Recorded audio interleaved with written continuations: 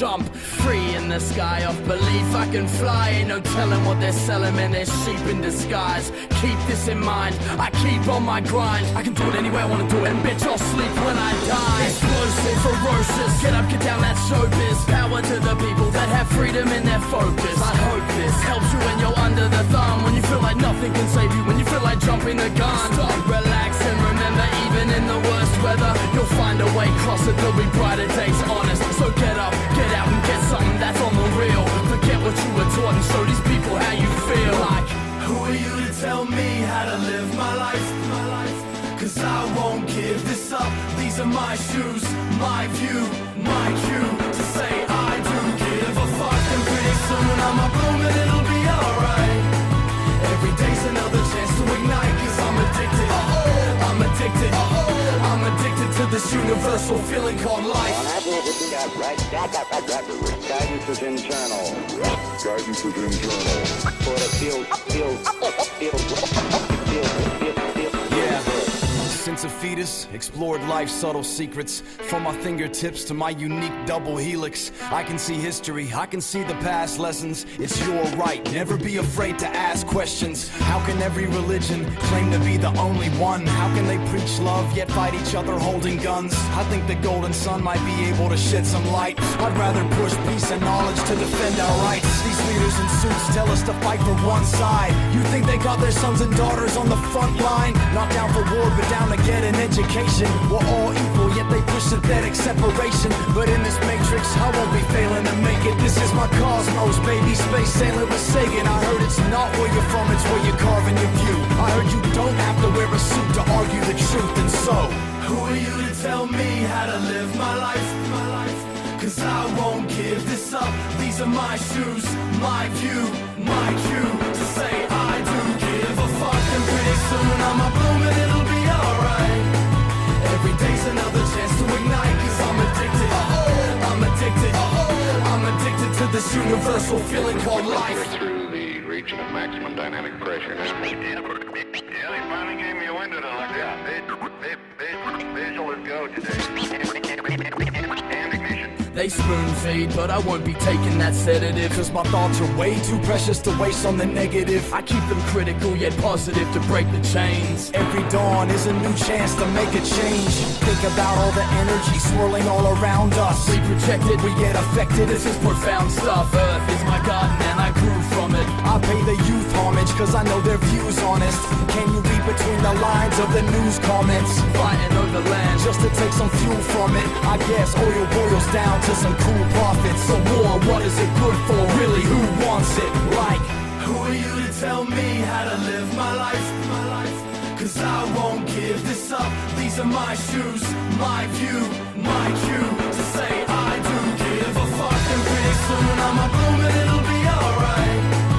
Every day's another chance to ignite. Cause I'm addicted, I'm addicted, I'm addicted to this universal feeling called life.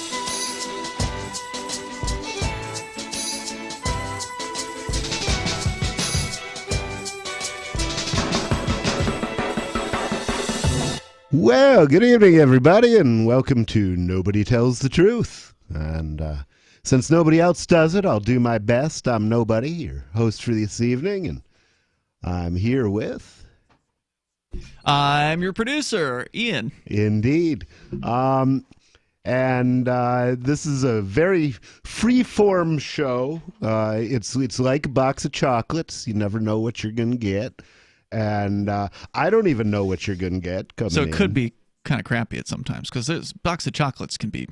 Sometimes there's some really surprisingly bad ones in there. It's you know what true. I mean? It's true.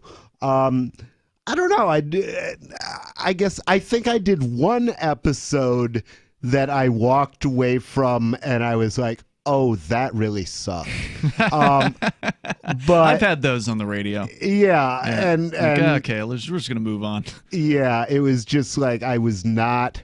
I wasn't ready to like come in and vamp, and you know that's. How you feeling this week, man? This week I am pressure off now.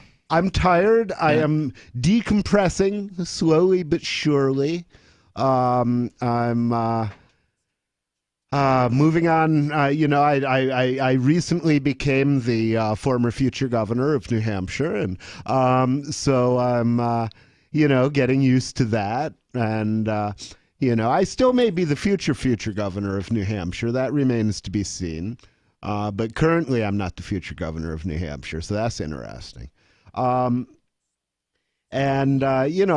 considering what to do with my political career. I mean, should I? There's a number of possibilities.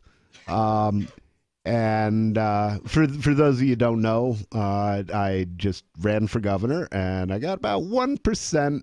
It was a unfortunately timed race to be the third guy in it. I expected it to be a two-man race, and then things changed radically with the COVID, and all of a sudden there were a lot of important things going on, and it was an awkward time to be running. Frankly, if I had it to do over again, I might.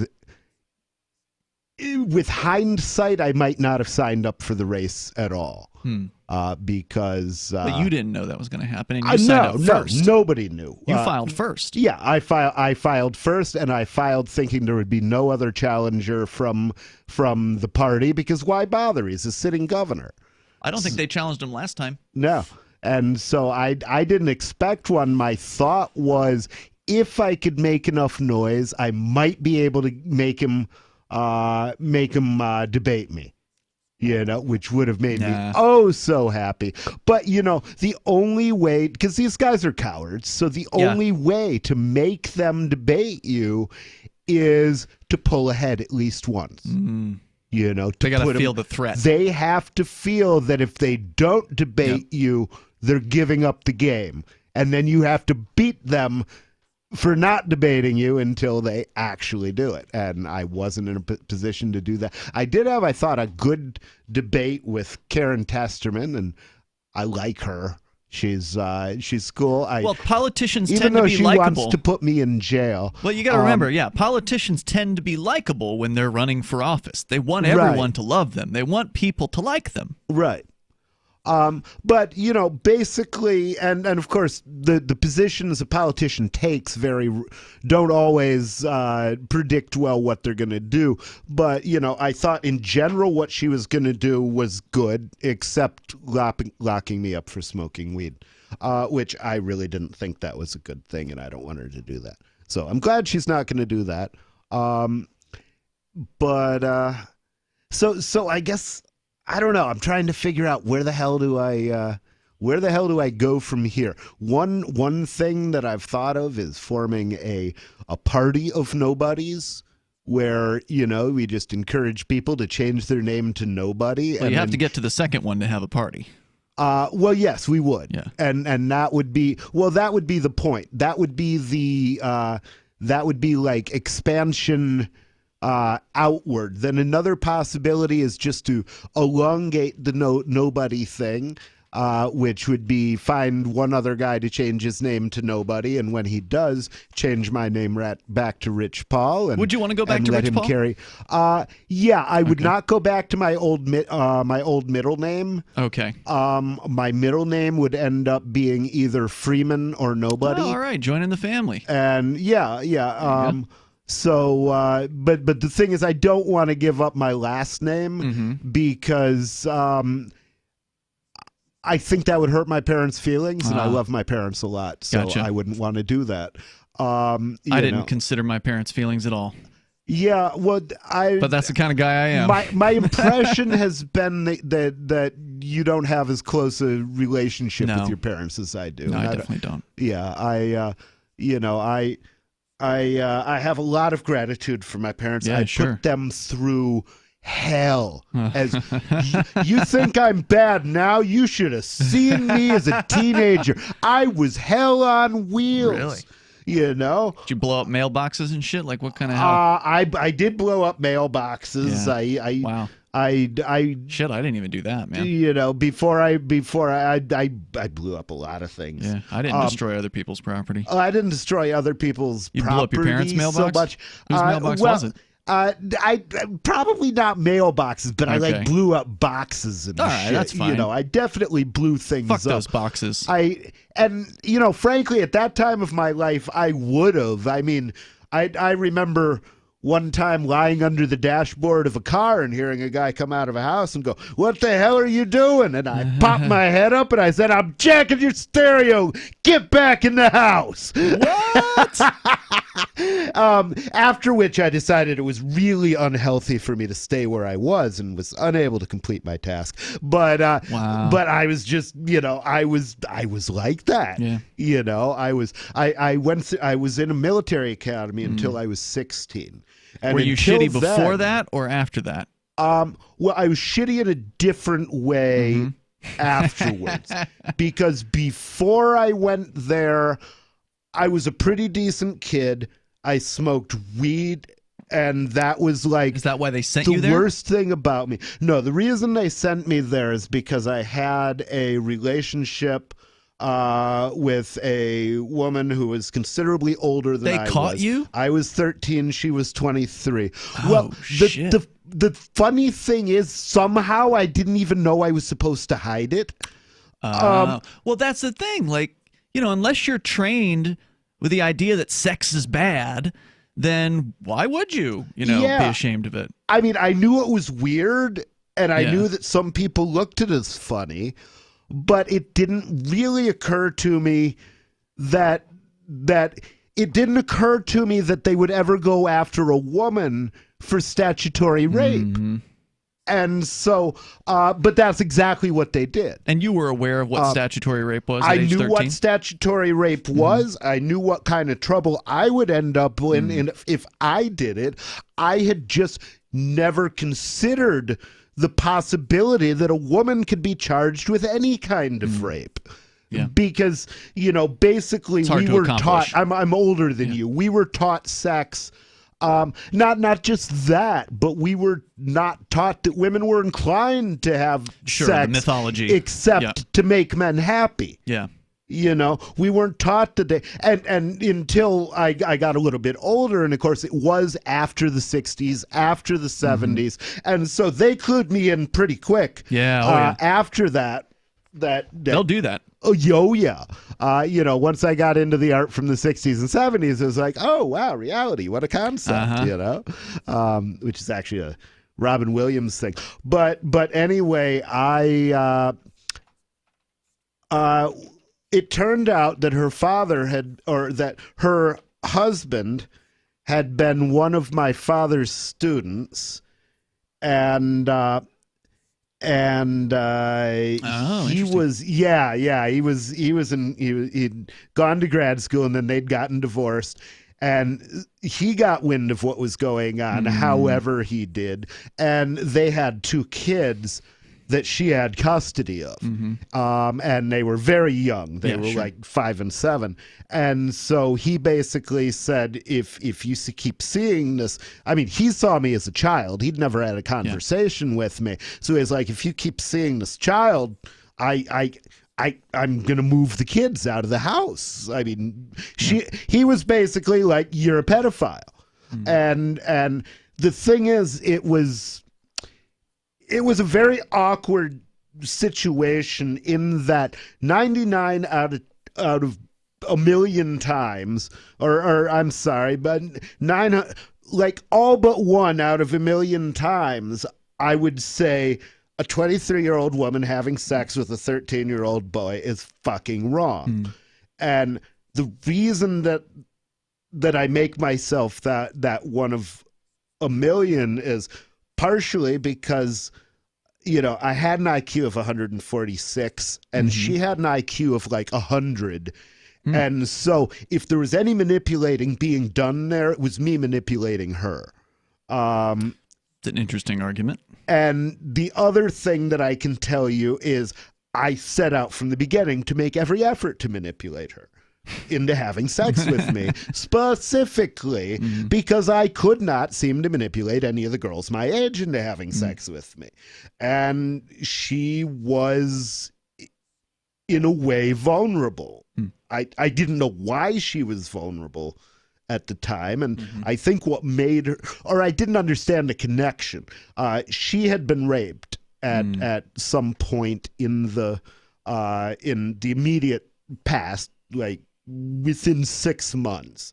And so I didn't realize until much later that what she saw in me was that You weren't a threat. I wasn't a threat. Exactly. And it was like I wasn't a threat without being weak, because for my age, I was strong. I mean, I had a good body. I still got a pretty good body, as such things go for old men.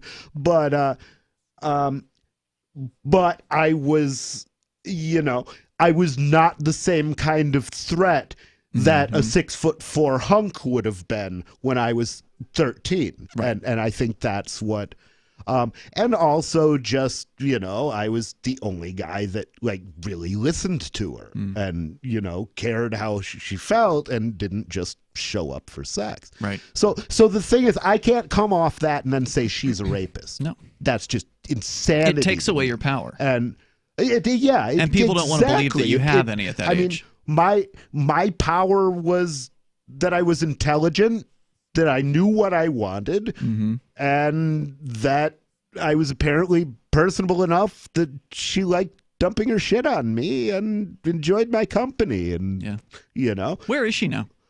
She just dead. We actually found that out. You mentioned that to me, yeah. No, we found out together, actually. We Googled her after a show when I discussed her and found it. So I believe she's dead based on that. It could have been, it wasn't exactly the same name. She had a hyphenated name when she was with me, but it was the one that didn't belong to her husband, so I would not be surprised if she changed it back to that. And so, yeah, and it's unfortunate because, I still feel a lot of gratitude for that, because I was at the age where all of my friends are dating, I'm not finding... Can't connect with anybody. I can't make a connection because I was... The problem with my school years was I was smart enough to stand out and not smart enough not to. I didn't know when to hide it. And, and sometimes it's not even hiding it for the sake of hiding it. It's like learning to change your conversation when you talk to people to adjust yourself to their level of vocabulary, because you can't communicate with people when you're using words that they haven't learned yet. So was it your this lady's husband who went to your dad? No, my dad actually knew and had absolutely no idea what to do about it. He was, How did he find out? You said you weren't hiding it, so was she just coming over and picking you up and taking you out? Yeah, I mean, she would come over and pick me up, and she'd never said anything like, don't tell them we're sleeping together. So and somehow I don't understand how I didn't know, or if I was just an idiot, or if I was just so fucking proud of myself that I had to spill the beans. But one way or the other, I don't know exactly how they felt out. The only memory I have involving any connection or much connection between her and my father was I remember having her down in my room in the basement. I had no idea why. I have now no idea why we were there, because she had a perfectly good apartment, but there we were in my bedroom, and I hear my dad coming down the stairs, and I'm like, oh fuck, baby, you gotta get under the bed, and so she gets under the bed. And she's just under there going, oh my God. And so my dad comes in and he's like, have you been eating in here? and I'm like, no, but I'm kind of He smelled the sex, is what you're saying. That's the thing, is he was like, it smells like, some sort of meat and Tuna, that's what it was. And so he then goes back upstairs blissfully. Either he had just given me the most secretive ball busting of my life and knew exactly what was going on, but when she came out from under the bed, she had this huge bite mark in her arm because she had been laughing and trying to hold it in and biting her arm so she wouldn't give it away. And it was just, it was this crazy relationship. When we first hooked up, I was at this how long did it last? It lasted for about 6 months. Okay. And so when we first hooked up, I'd met her because she worked at the local Stop and Go, and I had this wineskin that I kept full of tequila, and at night when my parents would go to sleep, I would then go out, walk the streets with this wineskin of tequila, and just basically get drunk and go hit on the girl at the Stop and Go. And go. Well, I never hit on one before I met her, but usually it was this guy Dale who worked at the Stop and Go, and he and I, like, he was kind of becoming a mentor to me, and he was somebody I really respected. And somebody who, had an advanced degree, and he took a degree in zoology, and then he was just so burned out that he decided he was going to spend a year cleaning talking out the Slurpee machine. So milking the Slurpee machine, just relaxing. And so I loved being able to, go in and have somebody who had been through an advanced degree to talk to, who, I could, understood everything that came out of my mouth. Well, Denise was actually his girlfriend. And she also worked at a different Stop and Go. And she was in his Stop and Go, the one I went to that particular night. And so I came in. She also got me started on did she get me? Yeah, I got my first cigarette from her. And so I ended up, she was there, and I thought she was attractive, and I didn't know she was dating Dale. And so I didn't know what to do, but she was going outside for a cigarette, and we'd talked for a while, and then she went outside to smoke a cigarette, take a break, and so I went out with her, and I was like, hey, can I have one? So I picked up smoking. And then that was the end of it for that night. Next night, she was back at the East University store, which was like halfway across town from where I lived. But I decided to walk over there for my drinking adventure and see if she was there. And went in, and she was and she was like, "What's the matter with you? You're drunk, aren't you?" And I was like, "Yeah, wow, kind of drunk." and so she said, "Well, have a cup of coffee, why don't you?" And I said, "Well, I don't have any money." And she said, "I'll buy you a cup of coffee." I said, "Okay, but you got to take a cup of coffee back from me." And she said, "Okay." Meaning you would buy her a cup of coffee at some other point. Exactly. Like, I owe you, and you have to let me make this right. Fair deal. Well, she didn't really expect it, but 7 o'clock the next morning when she got off work, I was standing outside the store, and I said, "Hey, let's go get that coffee." Nice follow-up. Yeah. And that's the thing. I was actually probably better at playing the game at 13 than I am now, but that's because I thought of nothing else. and that's the other thing is, boys are not girls. Girls seek sex later, generally, and to me, that's the issue of that's the real issue of when is somebody ready for sex, or at least when is it unreasonable to expect them not to have sex necessarily.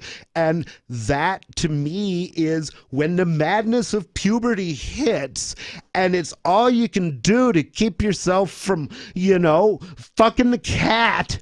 Then you're gonna have sex with something if you possibly can, unless you know, you really have some reason that you think you shouldn't. And I thought religion was bullshit, so I had no such reason. And that's what makes the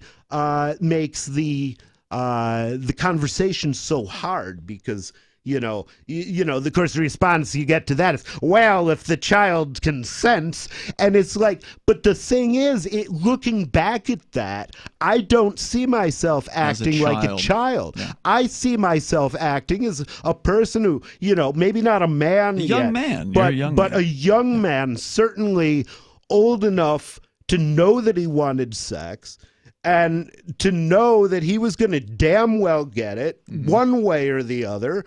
If it meant finding a hooker, it would have been that. But I was going to, one way or the other, I was going to do it. So your dad didn't detect you when she was in your. Well, he did detect, but he might not. He may maybe have. He knew, maybe he didn't. Yeah. The only way to one way to find out would be to ask him. But maybe I will.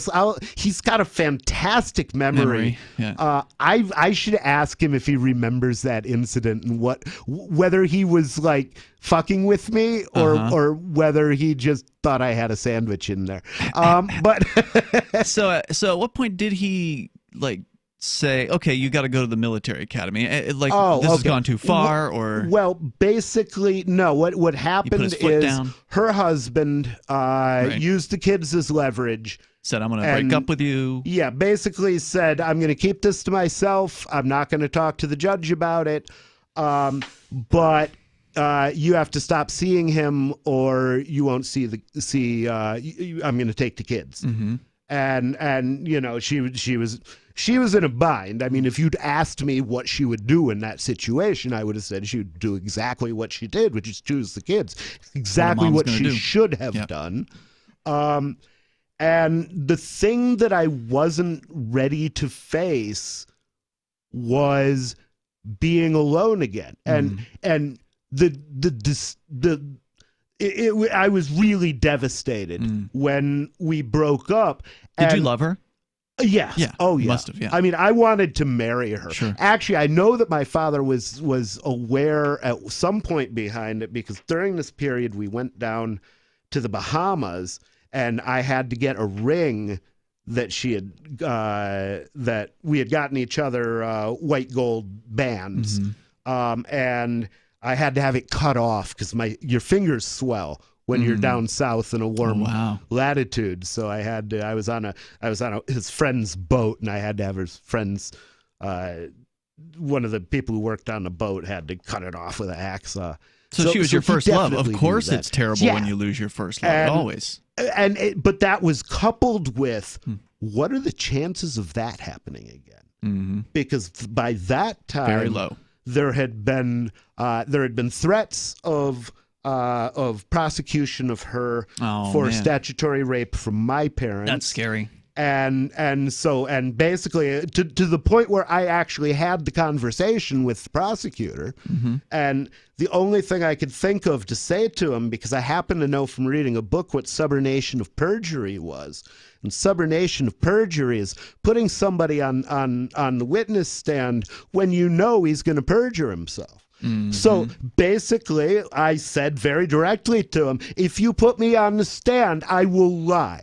Everything that comes out of my mouth will be a lie. I will say day is night, black is white, and that I only had sex with you, but I will not say, give you any information that you can use to convict Denise. And he basically went back to my parents, and I was not privy to that conversation.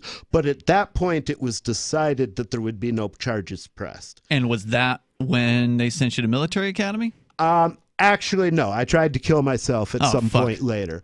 And and that after that, I went to a psychiatric ward in the heart of Chicago.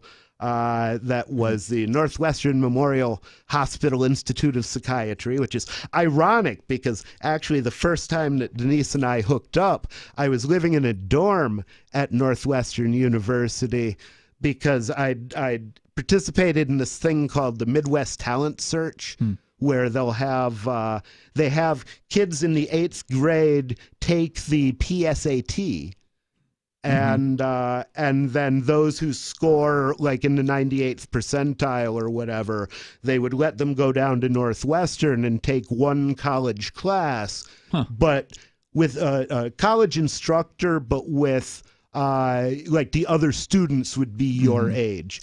So anyway, the first time I hooked up with Denise was in that dorm because that's when she and Dale broke up and she needed consolation. I said, come down and see me here.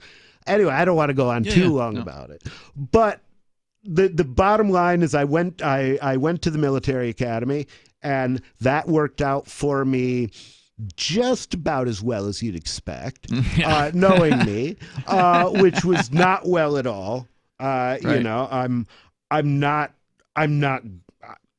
I don't deal with kids. I couldn't then. I couldn't now. And of course, it was all male, so you now are not around any females except for any on the staff or whatever. And actually, it was it was also a situation where I had a platoon sergeant who sexually molested me while I'm there. So the thing is, I know what a sexual assault feels like.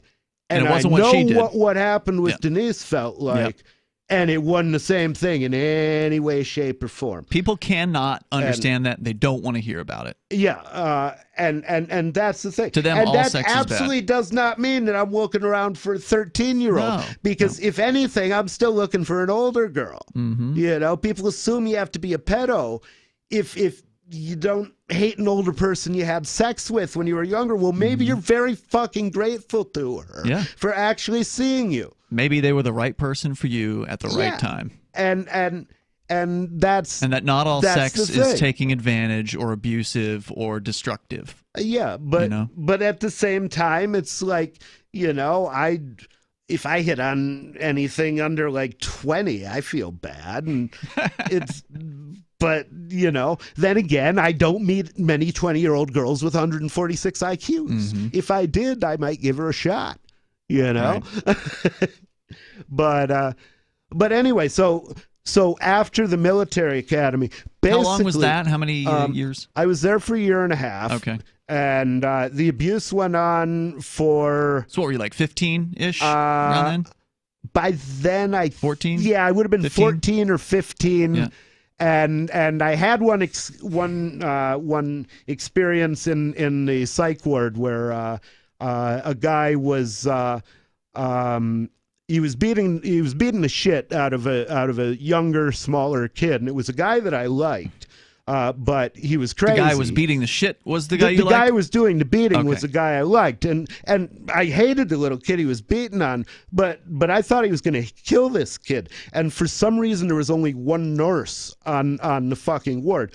So I just kind of, I mean, I beat the hell out of this kid. And I don't think he died, but I never saw him again after that happened. But I'm pretty sure he did not die, because that's not the sort of thing that I would have at least had to talk to a police detective about that. Yeah. But the thing is, they made him disappear because he'd assaulted the other kid, and I guess they figured what I did was defense. And then they booed you out for that, or what? Nope, they didn't boot me out, but it left. It was traumatic. And then, you know, I went through the thing in the military academy, and so basically the way the sexual abuse ended with the platoon sergeant. How did it start? I'm sorry, maybe I missed that part. Well, I just mentioned as an aside that it happened. That's all I gave you on that. And if you don't want to revisit it, that's fine. I'm not gonna go into the details, but what I will say is it went on for a little while, and that at the end of that little while, I was large enough and well trained enough to kick the shit out of said platoon sergeant, and proceeded to do so, and that was kind of the end of that. And later, I. When the at the end of that year, the school ushered in a zero tolerance policy for drugs. So basically, I called up my parents couple weeks before the school year ended, and I said, okay, look, Mom and Dad, they've got a zero tolerance policy for drugs here, and I smoke weed. So one way or the other, I will not be returning here in spring. If you agree with me that I won't be returning here in the spring, I don't have to go sit on the commandant's desk and smoke a joint.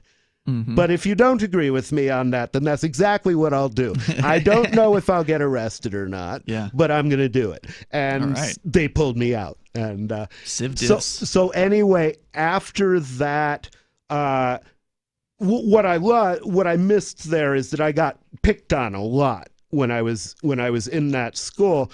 And so after beating the hell out of the platoon sergeant, I started beating the hell out of everybody else too. Oh boy. Like, and mostly it's people who had it coming. These were people who had picked on me for years, and it's like, yeah, so they got a little beating. They didn't do that anymore. They learned a valuable lesson. I helped them. I made them a better man. So, I'm down. But and that carried out to the outside.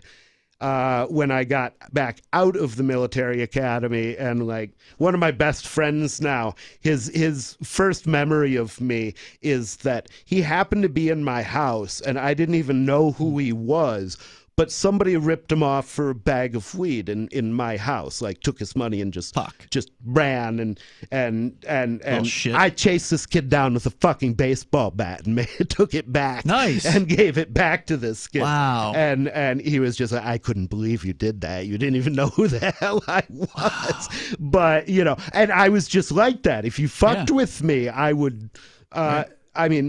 well, I'm just glad that I didn't, as far as I know, badly hurt somebody. But anyway, I was a dick for a while after that, and that's when there was some stealing, there was a lot of drug use. Mostly, I made my living selling drugs. Okay, and I ended up moving out of my parents' house at 16. Wow. And basically, well, with help, basically I became so intolerable that my psychiatrist said, the only thing you can do is get him an apartment, because he's not going to live by your rules. You're not going to tolerate a relaxing of the rules. Right. And so the only thing we can do is get him out of the house, and that means an apartment or juvie. Now, does Michigan have emancipation, or did you just have a sort of a mutual agreement that you could leave? Michigan does have emancipation, and I had actually considered that route. And that was the plan before we had this discussion with my psychiatrist. But basically, I ended up foregoing the formal emancipation in favor of they're just being willing to not only let me go, but they actually helped me out with some money. Okay, good. When I did it, although it was expected that I would work, they weren't going to let me go without a meal. I mean, that's just not my parents. Yeah. My parents wouldn't let anybody go without a meal. Right. Knowingly. So anyway, that's how I came to be a dick. And I was a dick for quite a while after that. Right. When did you stop being a dick? I stopped being a dick probably a couple years after I got into AA. And because I remember I used to get into fights even when I was in AA. Were you in your 20s in AA? I started out 17. 17, oh wow. Or maybe barely 18. Let's see, it was July 8th of 1987. So that would have been, what year is it? Weren't you born in 63? I was born in 68. 68, okay. Yeah. So 87, so yeah, 19. Yeah, so I would have been, 19. Oh, that's right, because I had a sobriety date before that. That's right. Anyway, it doesn't matter that much, but from like 18 on, like I pretty much got sober at 18, maybe 19, but I'm pretty sure it was 18 that I at least started the process. Maybe not my last use, and I stayed that way until I was 40, until after I met you. So during that time, like all of my insides got rearranged. I learned I learned to let my emotions out instead of drinking them down because I was because I tried, I absolutely refused to show emotion where anybody could see me. And I rarely did it where anybody couldn't see me. And so that was one of the reasons that that drinking was irresistible to me, because I had to take the pressure off that. And that's, so I had to learn to stop that. And, a big thing, especially for a man in AA, is learning to cry and learning to be able to do that publicly and to let out, to go after some of the ghosts and goblins of your past. And, I gave you a much simplified version. I mean, sure, of course. I omitted a lot of important things, like, meeting the woman who became the love of my life. And right. then, but anyway, it was AA that made me not a dick. Okay. All right. And that was such a long way of getting where we got that I don't know. I don't even know why we were on the subject of me being a dick. We were talking originally about your dad kicking you into the military academy. That led to a discussion about the relationship. Oh, that led to that. But I don't remember why we were talking about the military academy in the first place. That would have been like a half hour ago at this point. So I have no clue. Yeah. Well, I hope I didn't talk your ear off No, too it's much. interesting. That was more autobiographical information. I think that's probably more autobiographical information than I've given anybody in one sitting. I've heard a lot of the overview of it, but I didn't hear a lot of the details, and some of them were pretty interesting. Yeah, so, it was.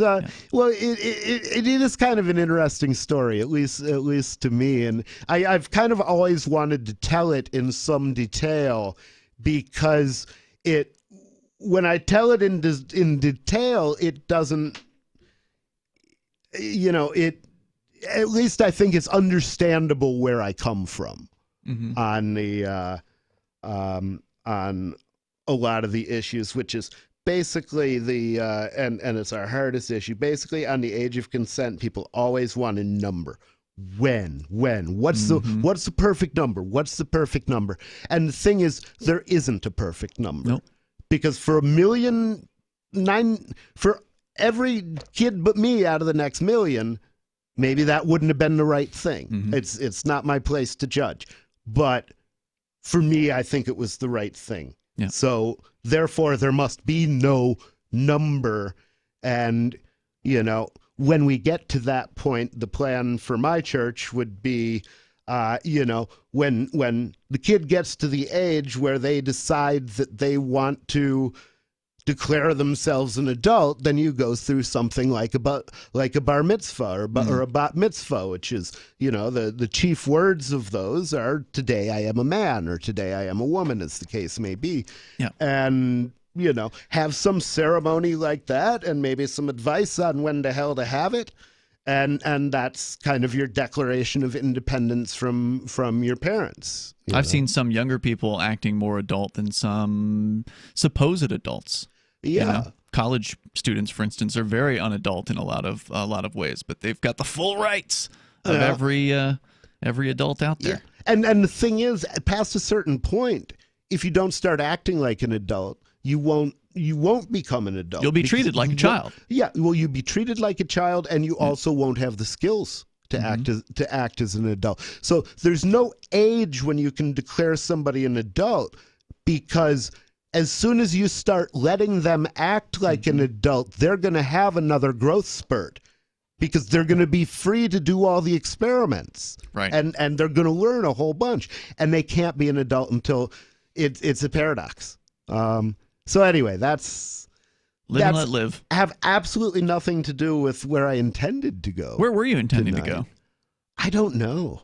I intended to go. There was one thing that I thought was very interesting, and my friend Kirby sent it to me, and it's a caller from Free Talk Live. Yeah, he's a Free Talk Live caller, and I kind of sought him out and befriended him on Facebook. And we've been passing a lot of information back and forth, and he's been helping me with a project I've been working on. Anyway, he sent me a really interesting video that I was thinking I might put on. It's basically G. Edward Griffin. Oh, you were looking at this earlier today, right? Yeah, I was looking at it, and I think it may be descriptive of what's going on today. Mm-hmm. And a lot of people in the liberty movement don't understand what I see in Black Lives Matter, what I see in those protests that makes me want to go back, that makes me want to reach out to the people, not the organization, because I think the organization is a malevolent force. Mm-hmm. But I think the people are good people that are coming out just because they don't want to be shot. A lot of times good people joining organizations, the organization becomes malevolent, even though it wasn't the intention of the good people who created it. Is it the video where he's in black and white, G. Edward Griffin, 1969, the Communist Playbook? Yes, That's sir. The one? If you could play that, that would be perfect. I don't know how it made its way from my computer to yours. I just did a search. Oh, you just did a search. Yeah. Okay, groovy.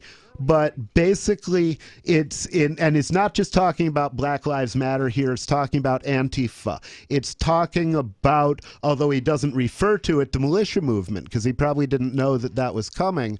But what I see going on is something very similar to what he describes here. And so I think, I was just watching it and thinking, oh my God, somebody predicted this. And this is what I've been seeing for the last 6 months. All right. Tell me if you want me to pause it at some point here. So here we go. Okay. The communists declared that the racial differences among our people constituted the weakest and most vulnerable point in our social fabric.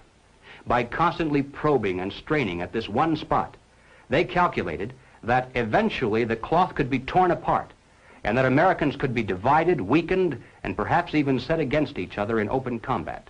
We mustn't kid ourselves into thinking. Let's pause it right there, because this is what I'm trying to prevent, and this is what I predict will result. The open combat, if it comes, it's going to come between militiamen who are trying to defend property and against protesters turned rioters at Black Lives Matter. Mm-hmm. That's how this whole shithouse goes up. Well, that's in what happened flames. with the Kyle guy, right?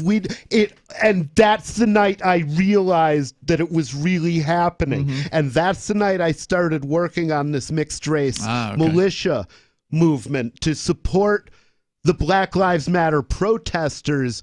But maybe we don't need Black Lives Matter, the organization, at all, because they're a bunch of fucking Marxists. And as you can, if this guy is right and if I'm right, they're selling their people out. And this is why this matters to me. That the communists have placed their agitators only into the black communities. They're working both sides of the street. They want hatred, violence, and bloodshed between the races, and they don't care how they get it or whom they use, even children if necessary. Here is a book that I think ought to be in every home library.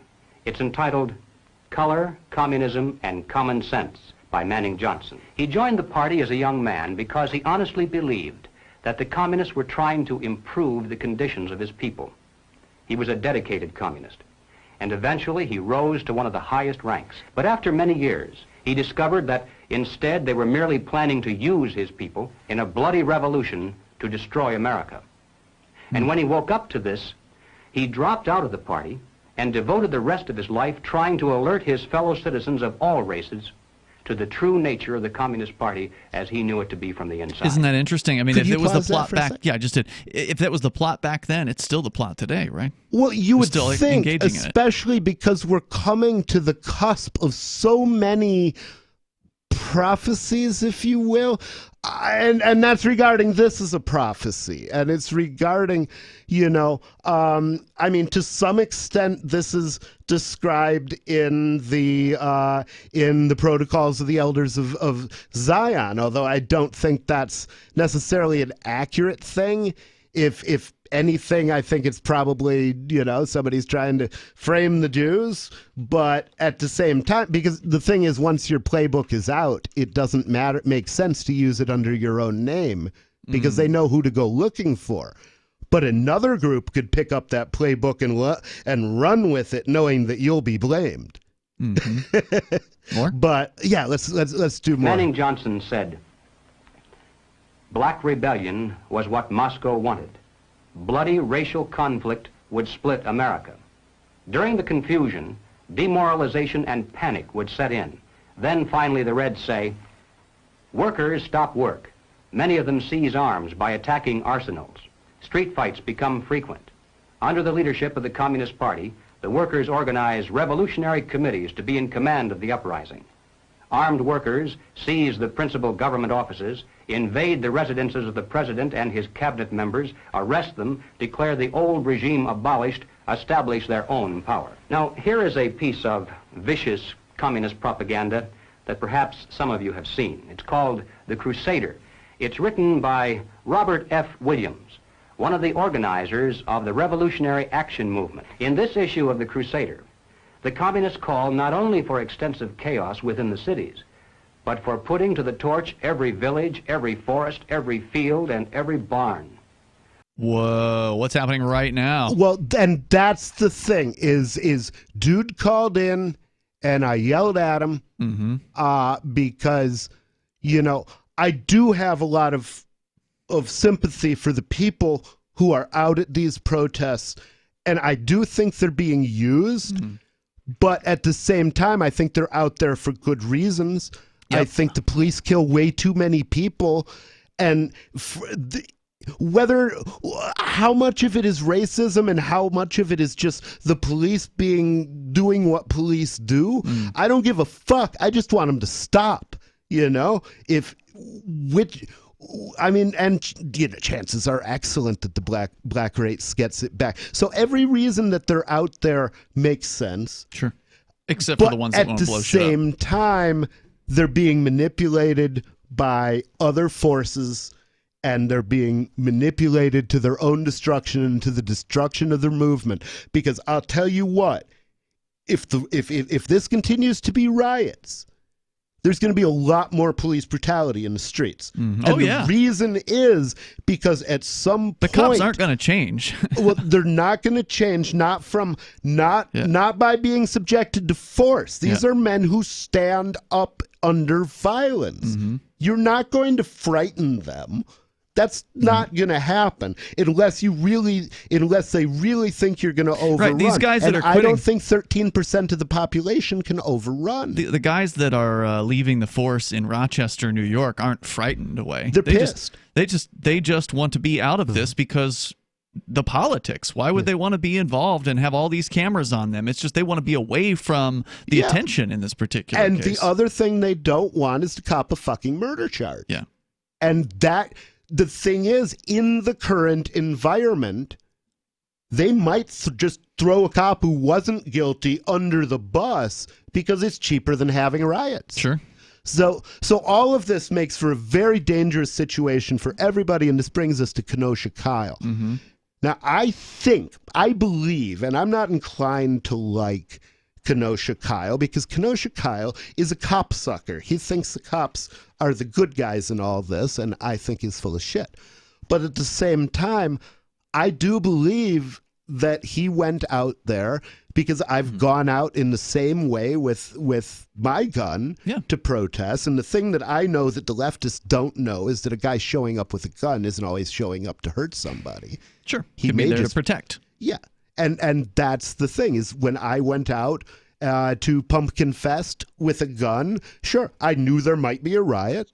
We have riots at Pumpkin Fest. And I knew that I might have to defend somebody or some property. And I knew that I might have to risk my life to do that. And I was willing to do that. And he seemed to accept that as well. He seemed to accept that as he well. He seemed as cool under pressure as anyone could have been. I mean, he did a great job. He didn't spray a crowd or anything like that. Yeah, he was amazing, because a typical reaction to that would have been exactly what you say. Spray the crowd. These are all my enemies. but he didn't see them all as his enemies. Right. He saw specifically the ones who were trying to hurt him as an enemy. So I don't think he was a bad kid. The kids who chased him down may also... Has he gotten bail, or is he still sitting... I think he's sitting in jail. My guess is he will be in jail in solitary until trial, because I don't think they can let him out of solitary without him getting killed.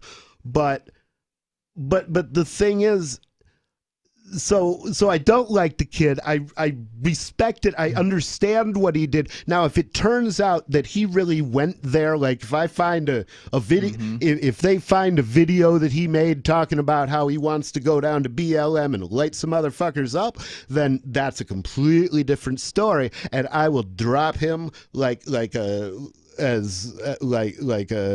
hot potato. How long before you have to ask yourself, is this video real? You already have to ask yourself that, and I don't know. I know that nobody has come forward to deny that it's real, including the guy with the big hole in his arm. No, I mean the video you're talking about. If it were to all of a sudden appear with this Kyle guy going off against how he wants to kill some Antifa or something like that. Well, I would have to look that up, because basically, it takes a certain amount of time to generate these things. The rendering is way longer than any rendering that we do. But I don't see, especially given... Right, so if it came out... If you assume they had the access to NSA computers, though, they could do it in hours, an hour probably, and especially with experts running the process. Do you want to hear more of Griffin? Yeah, let's do it. Here we go. I don't know how this ends. The plan is for raging fires from one city to the next. The reason? Well, first, there's the value of sheer destruction. Secondly, it would force us to deploy our defenses and rescue units over the widest possible area. The communists point out that as long as our police and National Guard remain concentrated, they're invincible. But if they can be forced to spread out over the entire city and into the countryside as well, then they can be picked off from ambush one by one. And the third value of massive fire to the communists is psychological. Let's pause it right here. Now, something else that's worth considering as we look at our strategic position right now, just us as people, and we're looking at a strategic position as people always do, thinking from too little information and trying to reason from that. Now, we do know that the virus that we're currently experiencing, although it doesn't seem we're experiencing it as much as they say we are, I'm certainly not experiencing very much of it. But where did it come from? Communist China. Where did it, more specifically? Oh, from quite possibly from a communist China's weapons lab, or the city right next to it that happens to have a fish market. Now, and this is the only bioweapons lab in China.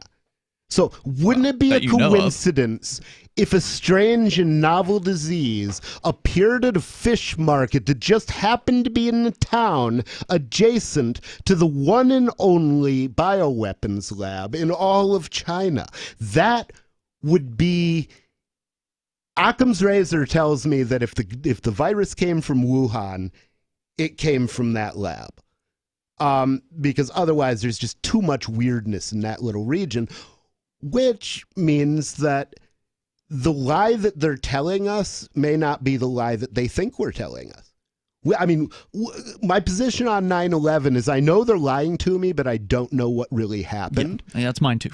And that's also my position on the COVID. I don't know what's happening. I just know they're lying. I know what I can observe, and that's about it. Yeah. And they say, soft and decadent, when he sees billows of black smoke rising from one horizon to the other, when at night the only light he has to see by is the flickering red from flames leaping into the sky, he'll become paralyzed with fear and panic. He'll run away and hide and do nothing to interfere with the guerrilla bands as they strike at the community's power centers. The Crusader explains how to set up sniper units in crowded metropolitan areas, how to manufacture jumbo Molotov cocktails, the gallon jug size, and how to mix the gasoline with certain ingredients to make it burn like napalm, how to pour gasoline be, into utility paraffin manholes in the wax. streets to set fire to the main telephone cables, how to put sulfur tips from matches into air conditioning units and blow up large buildings, how to ignite gas mains and oil storage tanks. It explains how radio-controlled model airplanes can be used to fly explosive charges over heavily guarded fences into gasoline storage areas or munition stocks. Drones? Yeah. Oh, yeah. And this is stuff, if you're a revolutionary, I hope you're listening to this, and I hope you get these books he's talking about. Find copies of them. Useful tactics. Much better than anything you're going to get out of Boy's life. Stockpiles.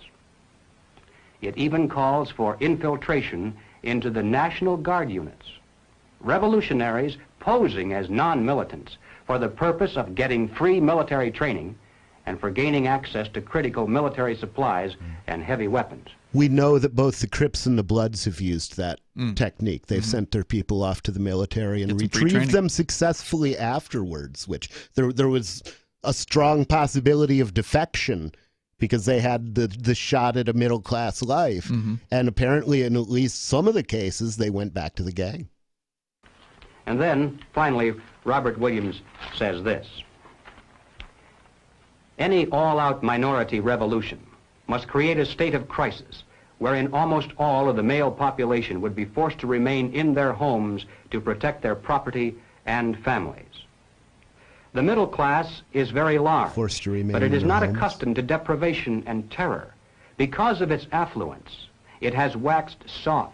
It has no stomach for massive fire, blood, and violence.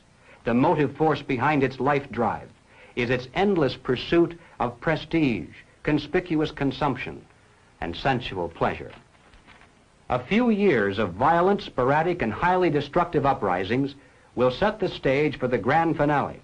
After the stage is properly set through protracted struggle, America could be brought to her knees in 90 days of highly organized, fierce fighting, sabotage, and massive firestorm. Ladies and gentlemen, That's about what I'd envision the Boogaloo, how I would envision the Boogaloo running if real veterans got a hold of it and managed it. Like if there was another revolution and it was run by veterans, that's about the timetable I would think they would take. It's about 3 months of really fierce fighting. The only thing that what his predictions, at least as far as right now, are missing is that the communists, at least at the moment, don't have a badass force doing the attacks that he's talking about. There's a lot of fire that's definitely going on, but like they're not attacking military targets. They're not, they're not bombing things, or they're not shooting up or whatever. Like he was going over a few different things. Well, and I don't know where he expected that. I mean, we don't yet have any cooperation from defecting National Guard or what have you. But the thing is, I wouldn't expect this plan. I wouldn't expect him to have the whole plan because that's not what you hand out in comic book form. Right. Also, I wouldn't expect that it would have gone perfectly. Sure. So I would. And the other thing is, I think this may be more of an inside job than they talk about, which is certainly something that even if it was planned then, wouldn't be on the books. Inside meaning government?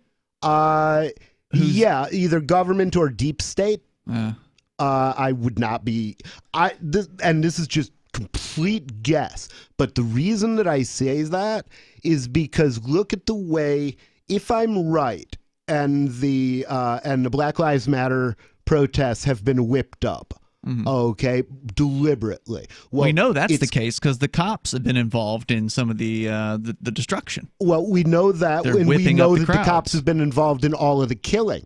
And some of these people may literally have been murdered deliberately, premeditatedly, in order to advance this agenda, okay, of bringing... And remember what I said about that fucking crazy ass cop who was kneeling on George Floyd. Everything about his demeanor told me that he had not only no concern of whether he died, he looked like he was waiting for him to die. So he knew to get off them. That was, and I can't defend that, but it's what it looked feeling? like. Yeah. It's what I felt. It's what it looked like to me. And so if these are really first degree murders, that changes everything about the politics of Black Lives Matter, among other things. So let's go on a little The bit. plans and preparations for a communist revolution of force and violence are far advanced. The organization behind these preparations has almost unlimited financial resources, and it provides both training and leadership based upon years of experience in many other countries. Our enemies are deadly serious about their task, and it's nothing short of national suicide for us to continue to ignore their plans and their progress. The violent revolution becomes of primary value to the communists to the extent to which it can be used to condition the masses psychologically to accept the non-violent revolution, which is offered supposedly as the only alternative. Hoping to avoid further violence and bloodshed, the public is to be pressured into accepting measures that will move the country gradually and legally toward communism, but without calling it that. Well, of course, that's been happening without the violence. I mean, the government has been it has, promoting but now communism. we're getting to the last stages, to the point where past a certain point, the boogie boys will fight, right? I mean, I certainly think that there comes a time when they're going to say, okay, now everybody needs a ration book so we can track how much meat and how much grain you get. I can imagine maybe that's when the boogie boys would stand up and fight.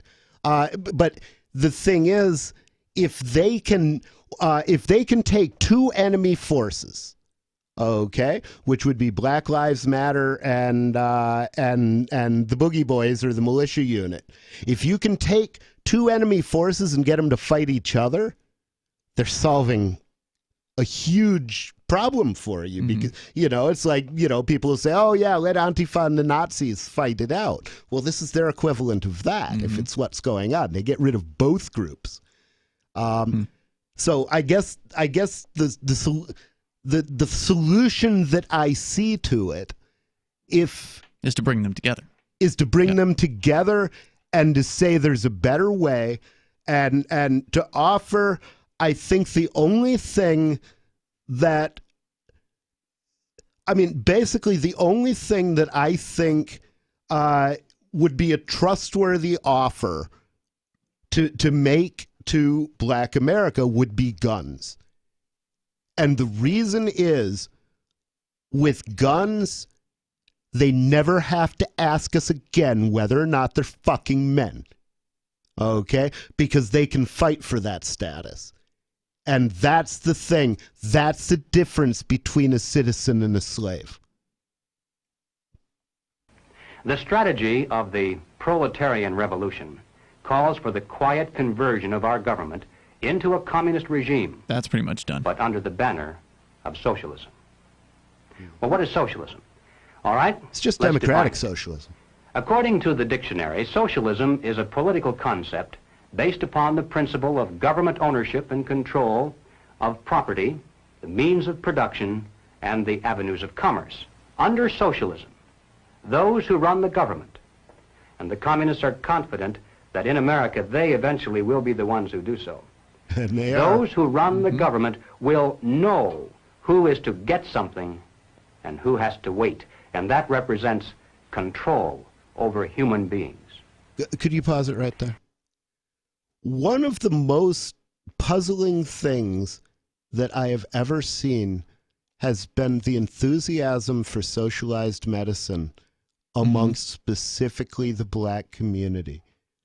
And the reason that I say that is, if I was a Black man and the government was offering to take over responsibility for my medical care, my response would be, oh, great, so I can get my medical care as good as I get my fucking security, because that's working out real well, asshole. Yeah. And how many Black people would actually survive socialized medicine? I don't think many. Point. So that's, I just wanted to pause there. Last point. Here we go. What has all this to do with the communist revolution in America? Well, ladies and gentlemen, It has everything to do with it because the building of socialism is the communist revolution in America. It represents the process whereby our country can be moved gradually toward communism without the people even being aware of it. No matter what grievance we may have, real or imagined, no matter what national problems we may face, the communists seize upon these as excuses to build socialism. They have one and only one solution for all problems: more government, more that government, sounds familiar. and then more and more until it's total government. And forgive me for saying it one more time: total government is communism. Damn. He's still going strong today, too, man. That guy. Man, he was, and the funny thing is, there was a time when I would have dismissed him as like doing McCarthyism or something, and that's not what I see right now. There's the thing. Are we getting ready? Okay, we're getting ready to go to the party. So at this point, there's one more thing I'd like to play if you have time to find it before we do exit music. It's basically the George Carlin's Club. Oh, that. Okay. Yeah. And the reason I'm playing this is there are some people that I respect. I respect their minds, and I hear them argue for socialism.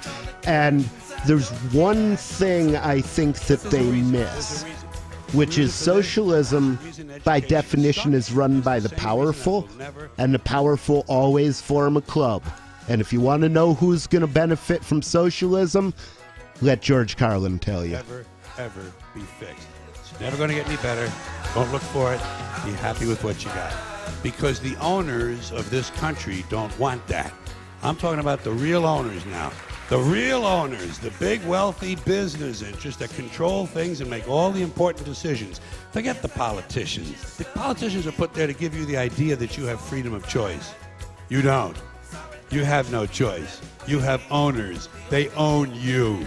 They own everything. They own all the important land. They own and control the corporations. They've long since bought and paid for the Senate, the Congress, the state houses, the city halls. They got the judges in their back pockets. And they own all the big media companies, so they control just about all of the news and information you get to hear. They got you by the balls. They spend billions of dollars every year lobbying to get what they want. Well, we know what they want. They want more for themselves and less for everybody else. But I'll tell you what they don't want.